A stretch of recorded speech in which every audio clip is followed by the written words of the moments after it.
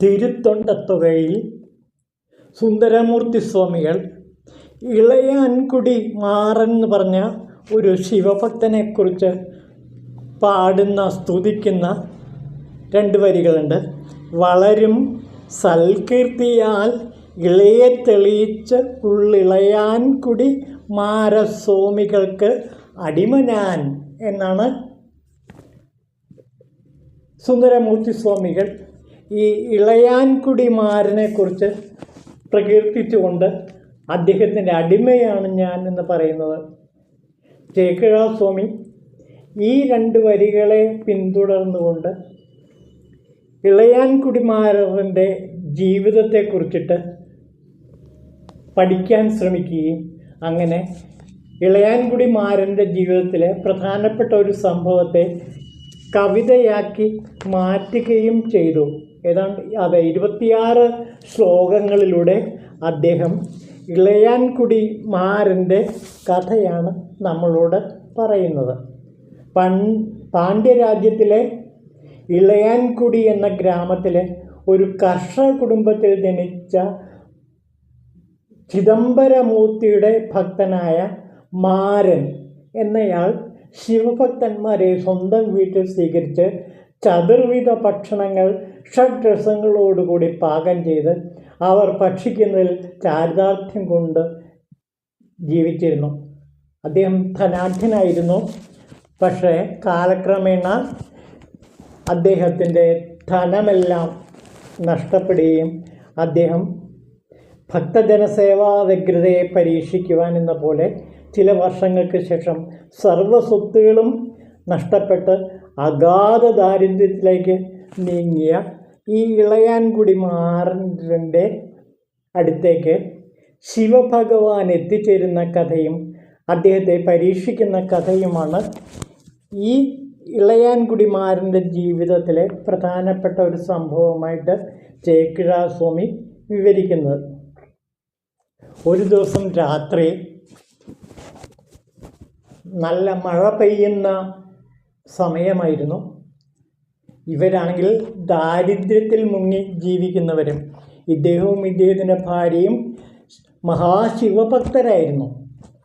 ശിവഭക്തന്മാരായ എല്ലാവർക്കും അന്നദാനം ചെയ്യുന്ന മഹത്തായ ജോലി ചെയ്തുകൊണ്ടിരിക്കുന്നവരാണ് ഇവർ ജീവിതത്തിലുടനീളം. അന്ന് പക്ഷേ ഇവരുടെ വീട്ടിൽ ആഹാരമേ ഉണ്ടായിരുന്നില്ല.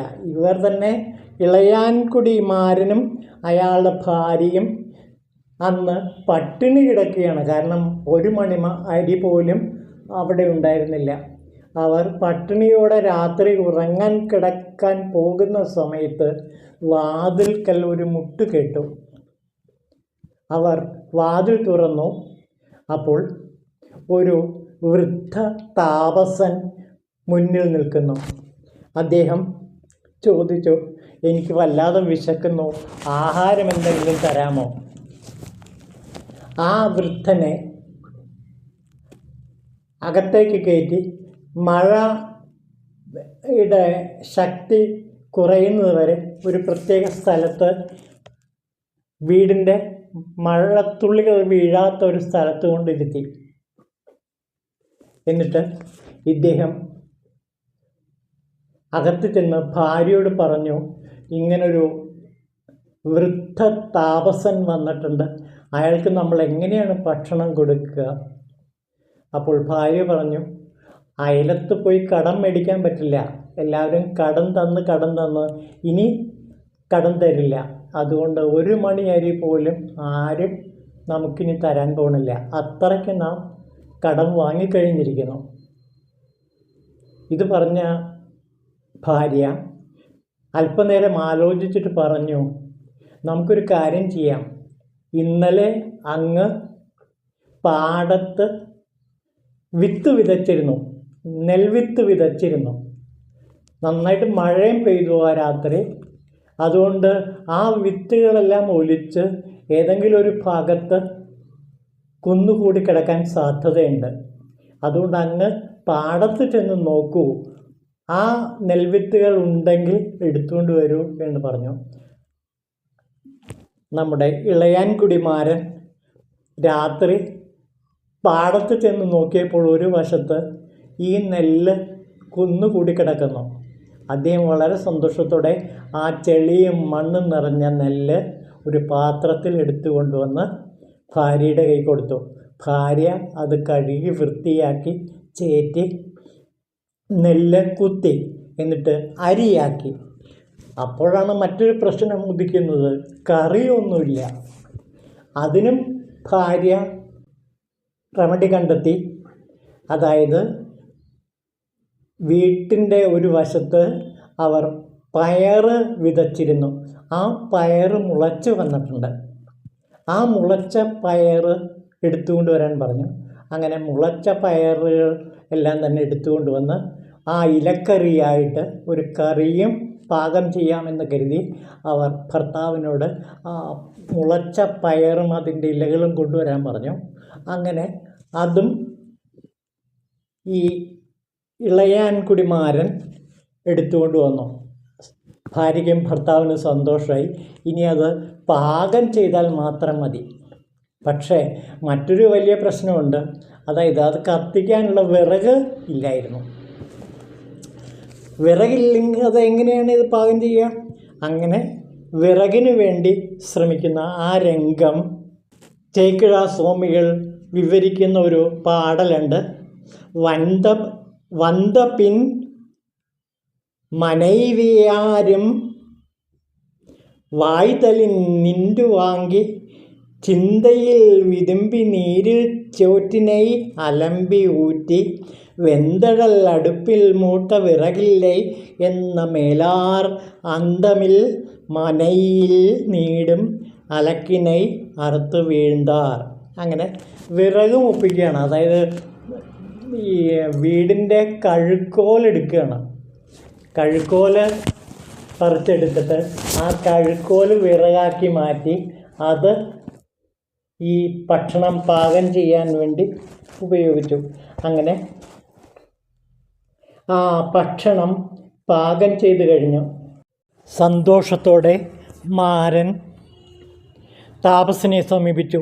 ഉറങ്ങിക്കിടന്നിരുന്ന അദ്ദേഹത്തെ മൃദുവായി തൊട്ട് ഉണർത്തിക്കൊണ്ട്, ഹേ ശിവഭക്ത, എന്നെ അജ്ഞാനത്തിൽ നിന്ന് കരകയറ്റാൻ വന്ന പുണ്യാത്മാവെ, ഞങ്ങളുടെ ഈ ലളിതമായ ഭക്ഷണം സ്വീകരിക്കാൻ കനിവുണ്ടാകണേ എന്ന് പറഞ്ഞു. ഉടനെ അവിടം മുഴുവൻ പ്രകാശമാനമായി.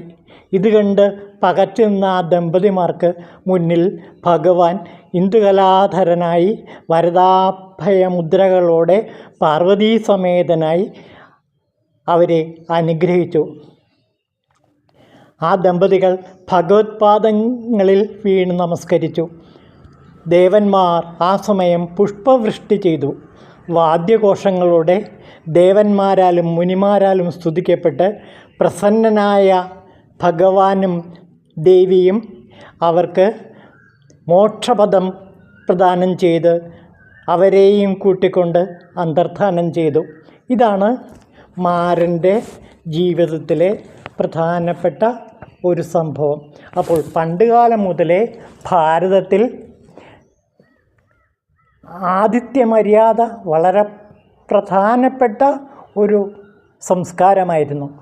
അതിഥി ദേവോ ഭവ എന്ന മട്ടിൽ എല്ലാ അതിഥികളെയും ദേവന്മാരായി പൂജിക്കുന്ന ഒരു സമ്പ്രദായം പണ്ടുകാലം മുതലേ ഭാരത സംസ്കാരത്തിലുണ്ട്.